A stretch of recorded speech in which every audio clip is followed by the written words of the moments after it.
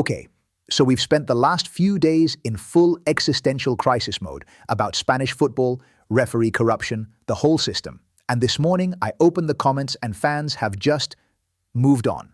They're not angry anymore. They're dreaming, fantasizing. And Tio, honestly, same.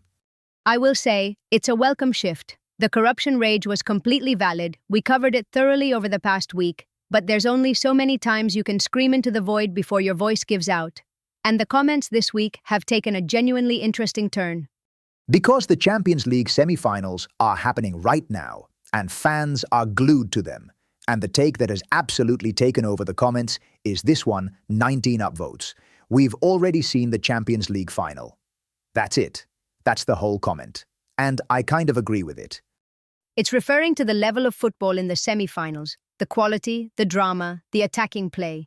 And look, after what we saw in the Bayern match, I understand why fans feel like the competition peaked early. Another fan put it perfectly. The champions will come from this bracket. What a match. What a beautiful level of football. There's genuine awe in those comments. And that's the bittersweet thing, right? Real Madrid fans are watching these semi-finals with this mix of emotions, pride that they were part of that level, grief that they're not still in it, and genuine excitement about what they're seeing. It's complicated feelings, Madre Mia. One fan compared it to the Newcastle situation and absolutely destroyed the argument in the process. Someone had apparently been hyping up Newcastle, and this fan just came back with, Newcastle are 16th in the Premier League. You're comparing them to Bayern Munich and PSG. The skull and crossbones emojis were doing a lot of work in that comment. That's actually a really sharp point, though. There's been this weird media narrative where certain outlets try to level the playing field by talking up whoever Madrid or Barca are facing, and fans are getting much better at calling it out. The calibration is off. You can't compare a mid-table Premier League side to the clubs competing at this level. And then someone dropped the most chaotic Champions League prediction I've seen all week. They said, poor Arsenal or Atleti. Whoever gets to the final against either of these two is going to concede 7, which is genuinely funny but also not entirely wrong given what we've been watching.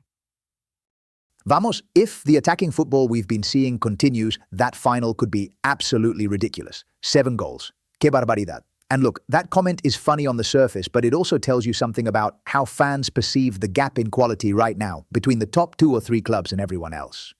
Okay, let's talk about the comment that genuinely made me stop and think. Because it came out of nowhere, and it's been stuck in my processing ever since.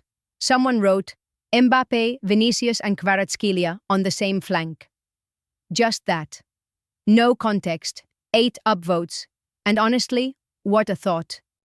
Now that is a fantasy, and I want to be clear, we're not reporting anything here, this is pure fan imagination territory, but the fact that fans are dreaming about that combination tells you something really important about where the Mbappé narrative has shifted this week. It has shifted, hasn't it? Last week, it was all Mbappé project is dead. What has he given us? The whole funeral atmosphere. And now someone is envisioning him as the centerpiece of an absolutely terrifying attacking unit. The fan mood is genuinely cyclical with this one. And then another fan comes in with the counterpunch because of course they do. Wasn't Mbappé supposed to be the best in the world? And that question lands differently depending on your mood. On a good day, it's a challenge. On a bad day, it's a eulogy. Right now, I think fans are somewhere in between. The Kvaratskhelia mention is interesting in itself because it shows fans are watching the Champions League closely and immediately thinking about Real Madrid's future. That's the Madridista brain. You see a world-class player and you immediately start doing transfer maths. It's a condition, Rafa. It's absolutely a condition, and I have it too. But here's the thing. That dream combination also has an implicit message underneath it.